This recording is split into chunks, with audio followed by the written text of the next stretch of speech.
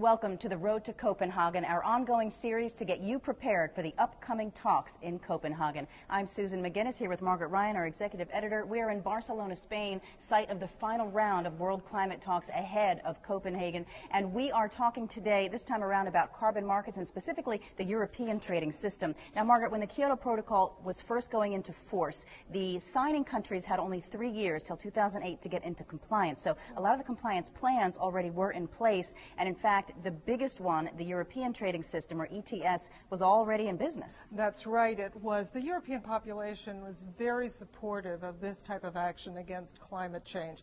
And so they began planning in the early 2000s, even though the actual official ratification didn't happen until 2005. And at the beginning of 2005, this European trading system started operation. It was based on the U.S. acid rain program, the whole idea that emitters would need allowances to cover all of their emissions, that the number of emission allowances that were given out would be under a cap, it would decrease, and if you didn't have enough and you were a power generator, you would have to go out and buy it.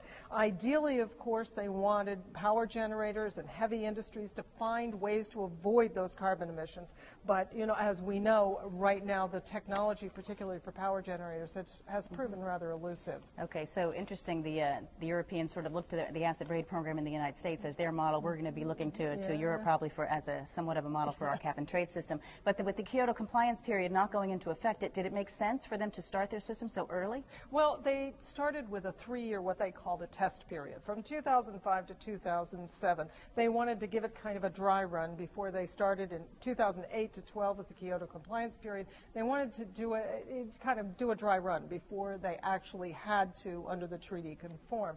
So and that period was, in fact, it was a good idea because that period was fraught with problems. Many of the countries didn't have their central registries of allowances ready in time. It was as much as a year later when some of them were actually operative.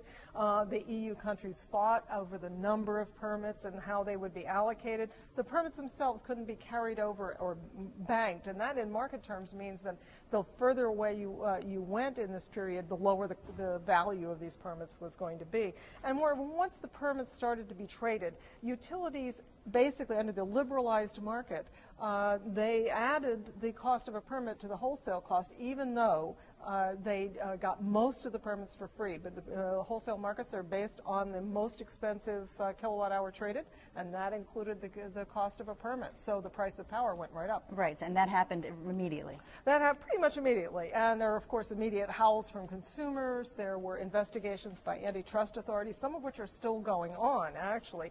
But, you know, it was true the day-ahead power market did go up, and about 25 to 40% of Europe's electricity is still definitely fossil fuel based. So it does give you an idea of what can happen in a similar market and what probably will happen. But you know what, the big problem for them came that halfway through this test period, they got actual measurements of actual emissions. A year's worth of them came back in, and it proved to be way below what they'd allocated. They vastly overallocated. So the value of the market just collapsed because there were many more allowances out there than would be needed. So did that make this first period appear to be a failure? Well, it's called a learning experience, I believe. No, because this was exactly the kind of thing they wanted to learn. The European nations now have a far better grasp of what their actual emissions are. A lot of the bugs have been worked out of those national registries. Some of the problems that remain, the EU is auctioning only a small percentage of the allowances in this period, and the total number of allowances was pared back. But with the recession cutting industrial output, it appears they didn't cut them back enough. They may still be over-allocated. And, their battles allocating among countries and among industrial sectors within the countries look an awful lot like we've heard on Capitol Hill in the House and the Senate about how allowances will be allocated. And remember, the ETS at this moment covers only the power generators and heavy industry. They want to cover transportation, but they don't yet. Okay, so the big question in the U.S., of course, is what is carbon going to cost? That's what everybody is wondering, companies and utilities and everyone.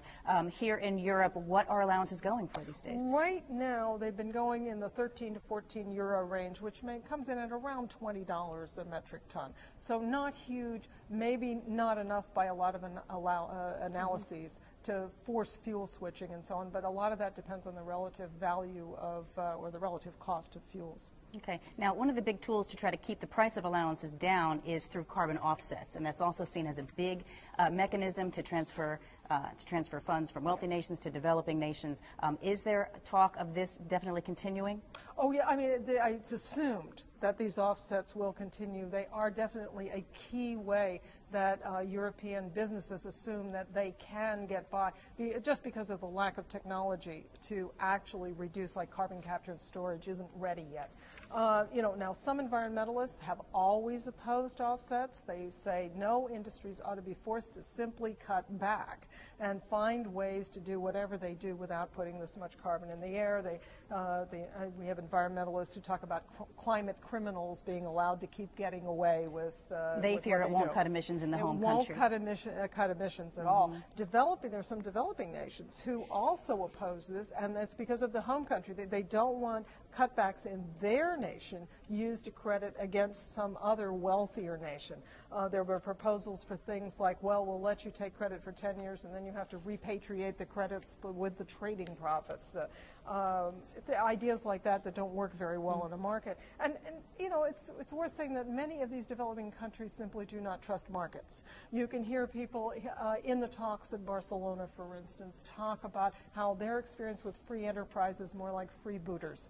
They simply don't want to see something as important as climate change entrusted to a market they don't trust. They want a straight funding mechanism. No, well, they want a straight funding and they want straight cutbacks. Okay. So is it true about offsets that there may be enough out there that European countries don't have to cut back? Well, it looks like some studies do indicate that is true. Now, that would violate the Kyoto Protocol standard of what they call supplementarity. You're supposed to use offsets only where you can't do it yourself. But especially with the recession cutting back the total number of carbon emissions in Europe, it looks like, at least in some cases, countries will not actually have to make changes. They will be able to use carbon offsets. There is debate about how much of the lowering in carbon, we've seen about 5% last year, lowering in emissions. There's debate about how much of that is due to the ETS, how much simply to the recession and the drop-off in industrial activity. Most studies run about half and half of that 5%.